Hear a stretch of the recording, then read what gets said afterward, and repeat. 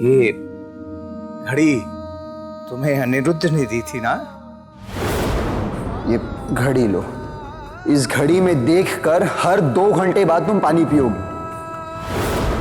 ये अपने पास अनिरुद्ध की निशानी के तौर पर रखो।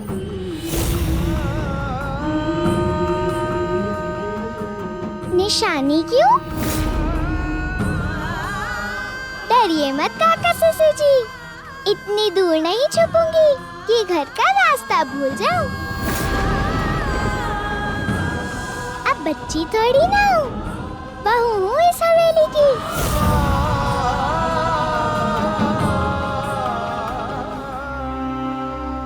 बॉन्दिता, ले ले बेटा। ठीक है माँ।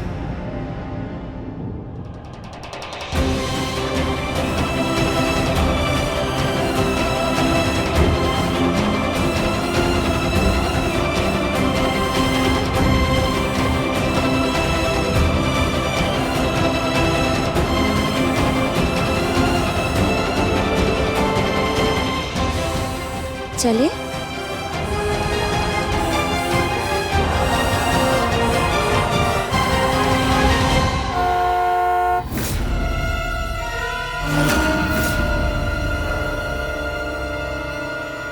तो अनिरुद्ध की गाड़ी की आवाज है। अरे जमाई बाबू इतनी जल्दी कैसे आ गए? अब क्या करेंगे? तुम लोग एक काम करो, जाके पीछे कोठरी में छिपो, उसके सामने मत पड़ना। मैं तब तक उसे संभालता हूँ। जाओ जाओ जाओ। बॉन्दिता चल। लुका छुपी शुरू हो गई माँ। हाँ हाँ हाँ। चल छुप जाते हैं जल्दी से।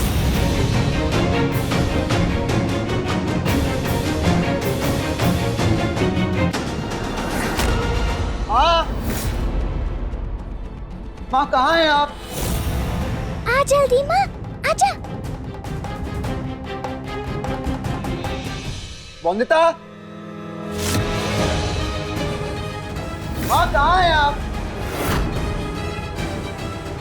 वंदिता, हे दुक्का माँ,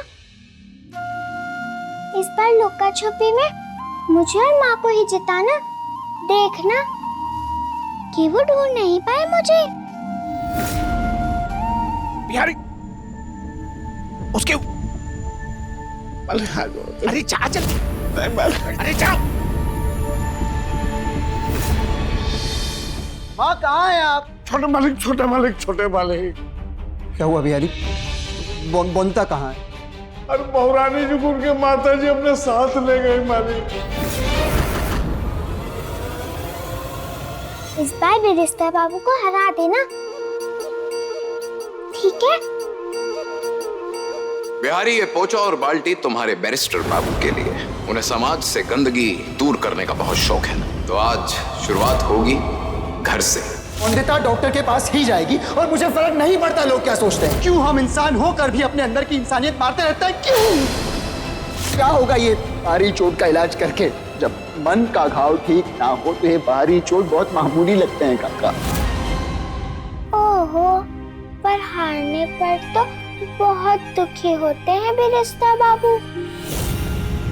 और पति बाबू दुखी हो तो मैं खुश कैसे रहूंगी? मैंने बहुत रोका उनको, पर वो नहीं मानी।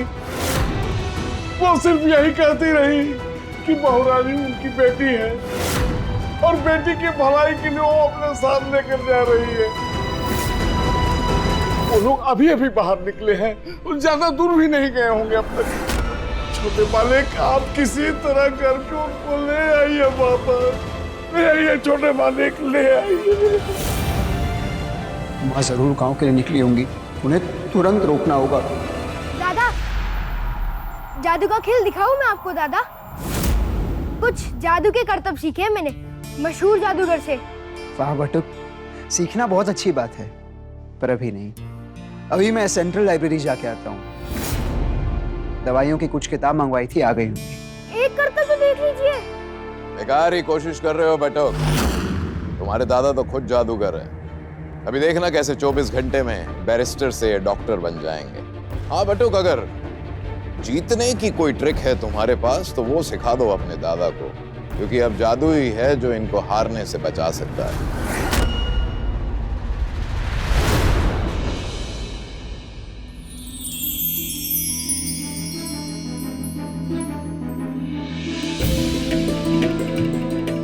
ये देवी का मंदिर तो कितना बड़ा है बोंदिता के घर में, और ये पानी का कुंड तो और भी सुंदर है। क्या कर रही हो तुम? चलो यहाँ से। पिछली बार आए थे तो दरवाजे से लौटना पड़ गया था। ये हवेली तो कितनी अच्छी है, देख ही नहीं पाई थी इतनी अच्छी हवेली। अरे बैठिए ना आप भी। संपूर्णा कोई आ जाएगा, चलो यहाँ से।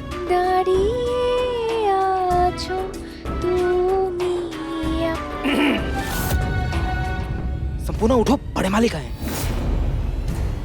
कोयली ने बताया नहीं तुम्हें क्यों बुलाया तुम्हारी पत्नी को यहाँ? जी पता है। क्या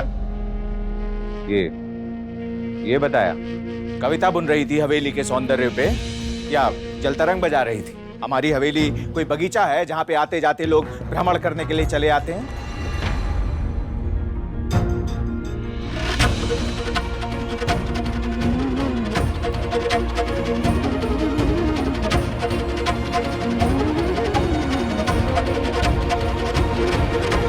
याद हो अपनी पत्नी को, ये यहाँ बहू की बहन बन के नहीं आई है, घर में नौकर बनकर आई है, और वही काम करे जिसके लिए इसे यहाँ बुलाया है। बाहर की धूल अगर हवेली में उड़ के आ जाए तो वो हवेली का हिस्सा नहीं हो जाती।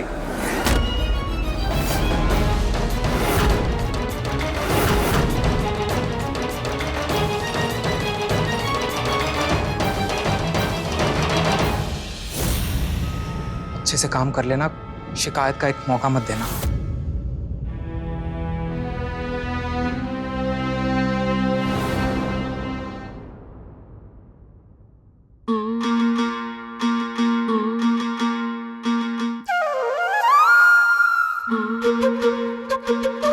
संपूर्णा दीदी, बोंदिता, नीचे क्या कर रही है तू? मुझसे नहीं मिलना है क्या? ऊपर आना मेरे पास। आज पूरी हवेली दिखाती हूँ तुझे। आ जाओ, झूला भी है यहाँ। मजे से खूब झूला झूलेंगे हम। अरे बोंदिता, कल एकादशी की पूजा है ना, तो बहुत सारा काम है, अभी नहीं आ सकती मैं। तो मैं ही आ जाती हूँ नीचे।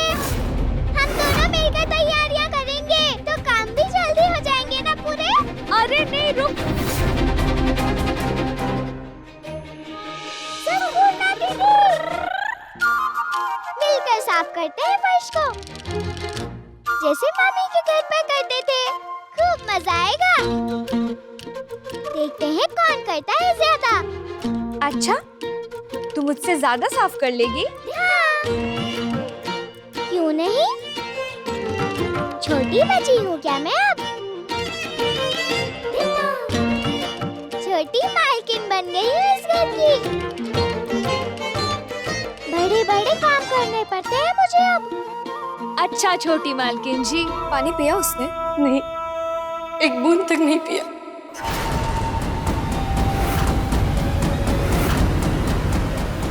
कैसे हैं आप चमत्कारी दादा? बड़े दिनों बाद अपनी चमत्कारी दवा लेकर आए हैं।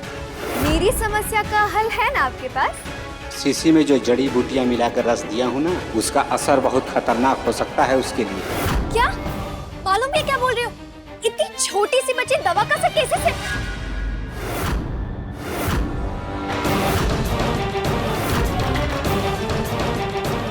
मेरा मतलब है, ऐसे कैसे हालत हो गई बोंदिता की? तुमने कोई दवा दी क्या बोंदिता को? नहीं। नहीं। और तुम क्या खड़े खड़े देख रही थी उसे? मदद नहीं कर सकती थी उसकी? मैंने उनको पानी पिलाने की कोशिश की थी, लेकिन उन्होंने एक बूंद भी पानी पीने के लिए मना कर दिया। हाँ कि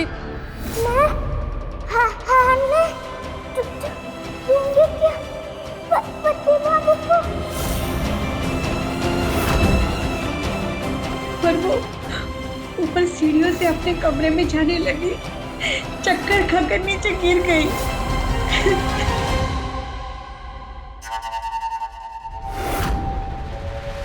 बड़ी ठीक है ये बोंदिता। हराना अनिरुद्ध को था, पर इसने तो मुझे ही हरा दिया।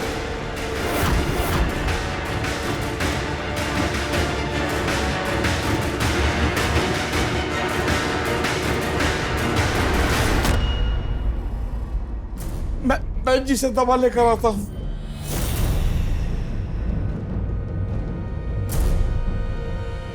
बॉन्दिता, हमारे साथ जरूर किसी ने कुछ किया है, और वो कौन है ये मैं पता करके रहूंगा।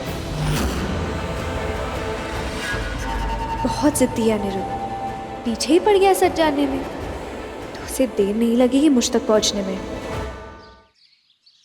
अनिरुद्ध,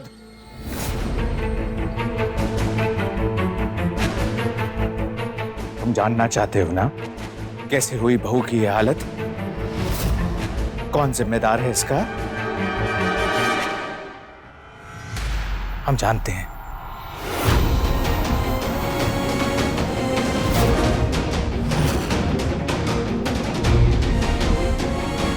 काका बताइए ना, कौन है वो जिसने बॉन्दिता के साथ ऐसा किया? बताइए ना काका।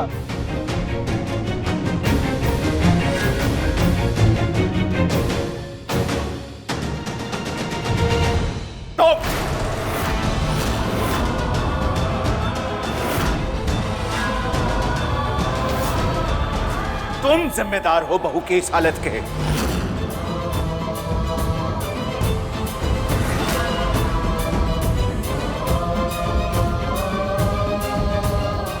तुम्हारी जिद की वजह से हुआ है ये। काका मैं? हाँ तुम। और कौन करता है नित नए प्रयोग बहू पे?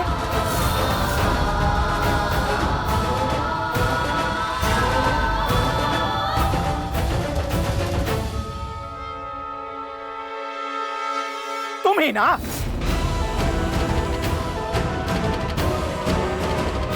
क्या खाने पर भी रोक लगाई थी ना तुमने? हाँ। पानी भी नाप के पीने को देते हो, ये नहीं कहा था उससे? कहा था काका, पर वो बस। हमारा ये सही गलत का प्रयोग ना, यही प्रयोग करते करते तुम प्रयोग और अत्याचार के बीच के अंतर को भूल गए हो। छोटी सी बच्ची को अपनी हार जीत का मैदान बना लिया है तुमने। देखो इसे और कहो कि तुम्हारी जिद और तुम्हारे पागलपन की वजह से नहीं हुई है इसकी ये हालत।